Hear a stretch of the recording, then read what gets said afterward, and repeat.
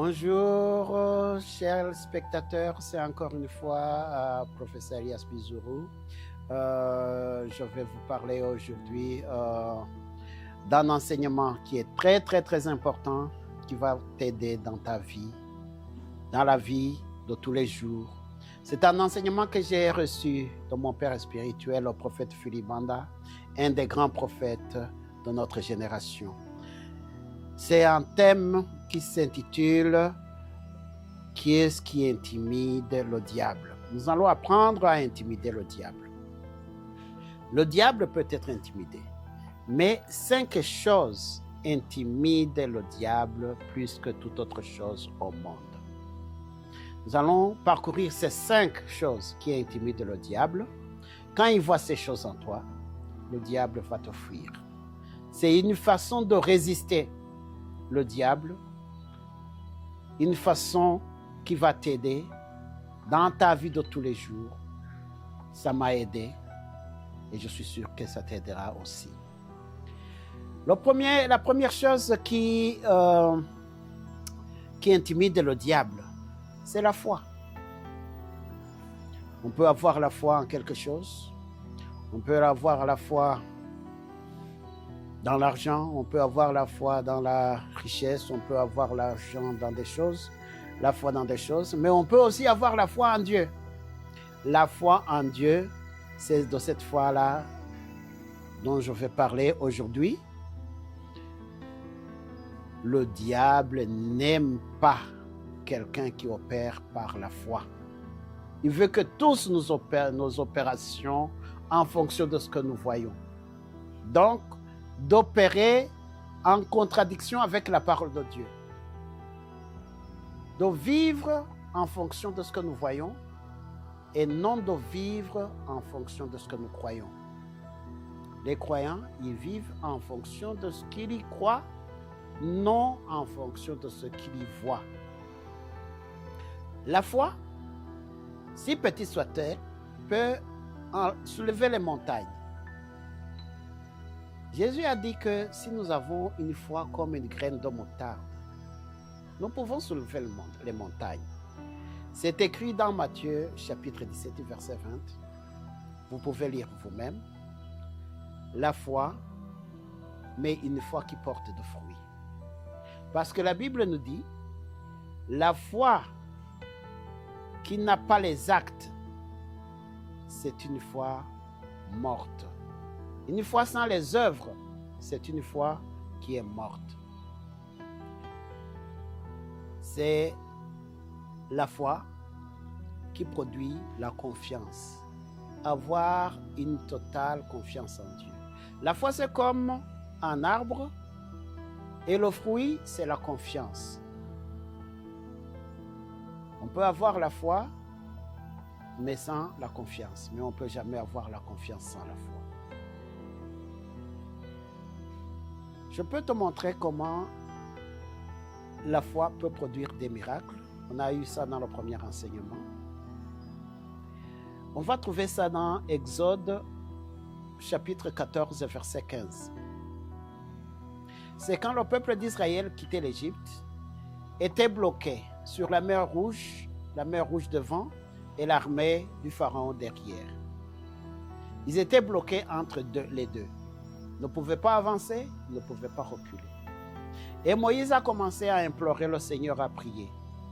Et le Seigneur a dit, dans Exode chapitre 14, verset 15, le Seigneur dit à Moïse, « Pourquoi crier vers moi? Ordonne aux fils d'Israël de se mettre en route. » Pourquoi crier vers moi? Pourquoi est-ce que tu pries?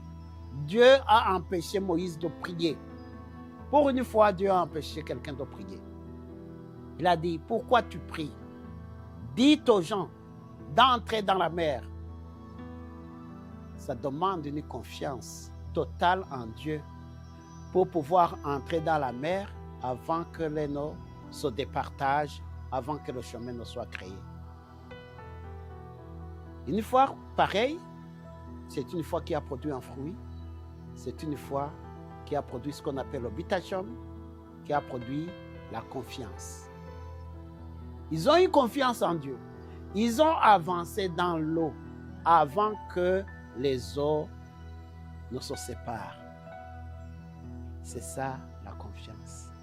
La première personne qui est entrée dans l'eau s'appelle Nashon, de la tribu de Juda. Cette personne est entrée dans l'eau jusqu'à ce que l'eau lui arrive sur les genoux. Il a continué à avancer. La mer ne s'est pas séparée.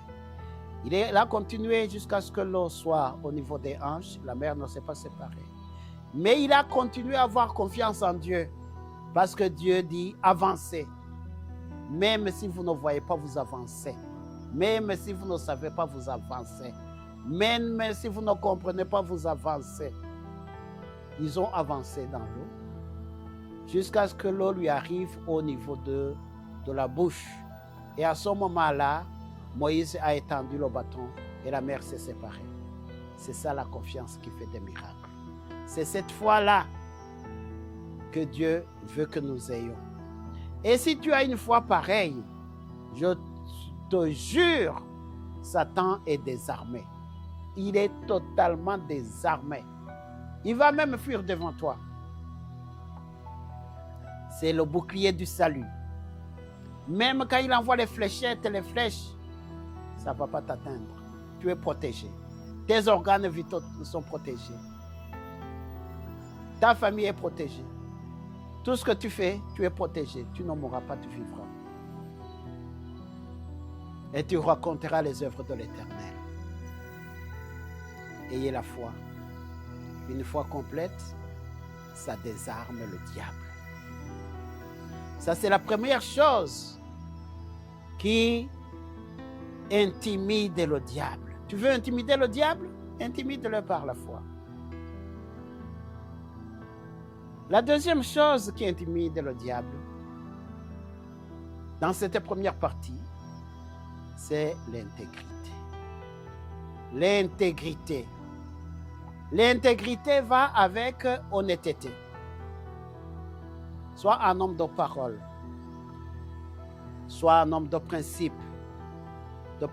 divin, par les principes de son monde, et tu vas désarmer le diable. Dans Proverbes chapitre 28, verset 18, il est écrit « Celui qui marche dans l'intégrité trouve le salut, mais celui qui suit des voies tortueuses tombe dans l'une d'entre elles. » Le diable et l'intégrité ne veut pas que les gens soient intègres.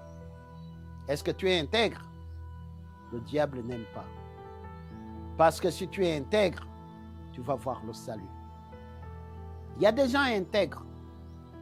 Il y a même des non-chrétiens qui marchent dans l'intégrité dans la vie de tous les jours. Mais il y a aussi des chrétiens qui ne sont pas du tout intègres, qui ne sont pas honnêtes, qui mentent. Des gens à qui on prête de l'argent et qui ne remboursent pas. Si on t'a prêté de l'argent que tu n'as pas remboursé, tu n'es pas intègre. Si tu n'es pas honnête avec ta famille, tu n'es pas intègre. Si tu cours derrière les autres hommes alors que tu es marié, si tu cours derrière les femmes alors que tu es marié, tu n'es pas intègre. L'intégrité, il y a l'honnêteté là-dedans. Dans l'intégrité, si tu suis l'intégrité, tu vas avoir le salut. Dans Proverbes chapitre 10, verset 9, « Celui qui marche dans l'intégrité marche avec assurance, mais celui qui prend des voies tortueuses sera découvert. » Soyez intègre au travail. Soyez intègre dans tout ce que tu fais. Soyez intègre dans ta famille. Soyez intègre à l'église. Soyez intègre dans les finances. Soyez intègre même dans les pensées. Ça, c'est une valeur que le diable n'aime pas du tout. C'est pour ça que vous voyez des gens qui étaient censés être des serviteurs de Dieu, qui tombent dans l'immoralité, qui oublient l'intégrité, sont tombés dans le piège de Satan. Il faut prier pour eux. Le diable n'aime pas du tout l'intégrité. L'intégrité, elle nous protège contre les assauts du diable. L'intégrité, c'est quelque chose qui s'acquiert avec le temps.